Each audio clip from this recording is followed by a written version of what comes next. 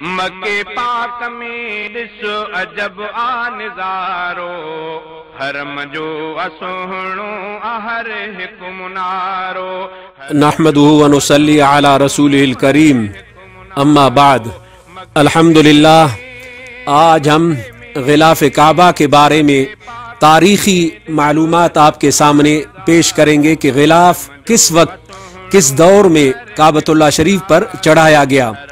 کعبۃ اللہ شریف پر غلاف چڑھانے کی تاریخ یہ ہے، سب سے پہلے حضرت اسماعیل علیہ السلام نے کعبۃ اللہ شریف کو غلاف پہنایا، جبکہ بعض تاریخی روایات میں ہے کہ یمن کے بادشاہ اسعد حمیری تبع سے غلاف کعبہ کا آغاز ہوا ہے۔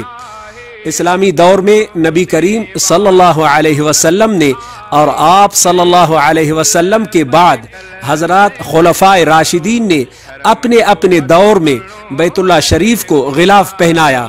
656 ہجری میں خلافت عثمانیہ کا دور ختم ہوا تو غلاف کعبہ مصر یا یمن سے آتا تھا، تاہم کہ سلطان اسماعیل قلاوون قاہرہ مصر سے غلاف کعبہ تیار کرتا تھا۔ بعد ازاں سلطان سلیم خان عثمانی ترکی 947 ہجری میں مزید زمین اس غلاف کعبہ کو بنانے کے لیے وقف کی، جس کے ماتحت مصری حکومت ہر سال غلاف کعبہ مصر میں تیار کر کے بھیجتی رہی۔ اس کے بعد بعض وجوہ کے بنا پر مصر سے غلاف کعبہ کی آمد رک گئی تو ملک عبدالعزیز آل سعود رحمہ اللہ نے مکہ مکرمہ میں غلاف کعبہ کی تیاری کے لیے ایک کارخانہ کی تعمیر کا فرمان جاری کیا، اور اس کارخانے میں پہلا غلاف 1346 ہجری میں تیار ہوا، اور 1355 ہجری تک اسی کارخانے کا تیار شدہ غلاف کعبۃ اللہ شریف کو پہنایا جاتا رہا۔ پھر 1355 ہجری میں سعودی اور مصری حکومت کے درمیان یہ طے پایا کہ آئندہ پھر مصر ہی کے طرف سے غلاف تیار ہو کر آیا کرے گا۔ پھر جب 1381 ہجری میں دوبارہ یہ غلاف بنانے کا سلسلہ رک گیا تو سعودی حکومت نے دوسری مرتبہ پھر غلاف کی تیاری کے لیے مقامی کارخانہ میں کام شروع کرایا۔ آج ہم آپ کو مسنہ کسوۃ الکعبہ کی زیارت کرائیں گے۔ کسوہ کارخانہ کو کہتے ہیں، جس کے اندر کعبۃ اللہ شریف کے باہر کا غلاف اور خانہ کعبہ کے اندرونی غلاف حتیٰ کہ روضہ شریف کے پردے غلاف یہاں اسی کارخانے میں تیار ہو جاتے ہیں۔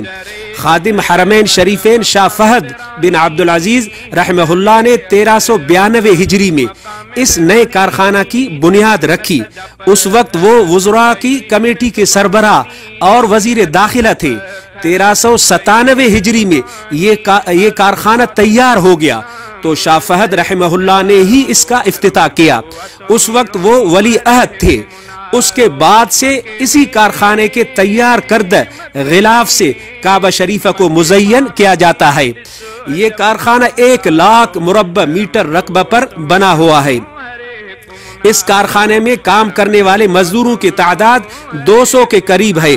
غلاف کعبہ کو عمدہ قسم کے ریشم سے تیار کیا جاتا ہے۔ یہ غلاف 5 ٹکڑوں پر مشتمل ہوتا ہے۔ 4 ٹکڑے بیت اللہ شریف کے چاروں دیواروں کے سائز کے مطابق تیار ہوتے ہیں، اور 5واں ٹکڑا کعبہ شریف کے دروازے کے لیے خاص ہے۔ ہر نئے غلاف کے نیچے سفید کپڑے کا نیا استر لگایا جاتا ہے۔ مکمل غلاف کی تیاری میں کل 47 ٹکڑوں کا استعمال ہوتا ہے۔ ہر ٹکڑے کی لمبائی 14 میٹر اور چوڑائی 90 سینٹی میٹر ہوتی ہے۔ غلاف کے بالائی حصے میں ایک پٹی پر قرآنی آیات کی کشیدہ کاری کی گئی ہے، اور اس پٹی کے نیچے بھی کچھ عبارتیں لکھی گئی ہے۔ غلاف کعبہ ہر سال 9 ذی الحجہ کو تبدیل کیا جاتا ہے، اور عید الاضحیٰ کو کعبہ شریف نئے غلاف میں ملبوس ہوتا ہے، اور اس 9 تاریخ کو تمام حجاج کرام میدان عرفات میں ہوتے ہیں۔ الحمدللہ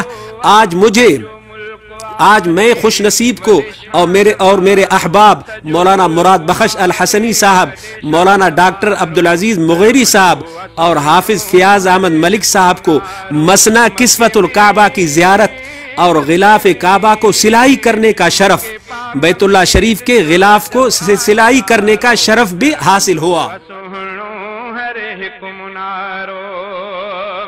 مکے میں رہے تو غلام رسول، مکے میں رہے تو غلام رسول، رہن شلت میں گل جو ہے تیرے قبول، رہن شلت میں گل جو ہے تیرے قبول، سجو ملک مرسل جو آہے بھلارو، سجو ملک مرسل جو آہے بھلارو۔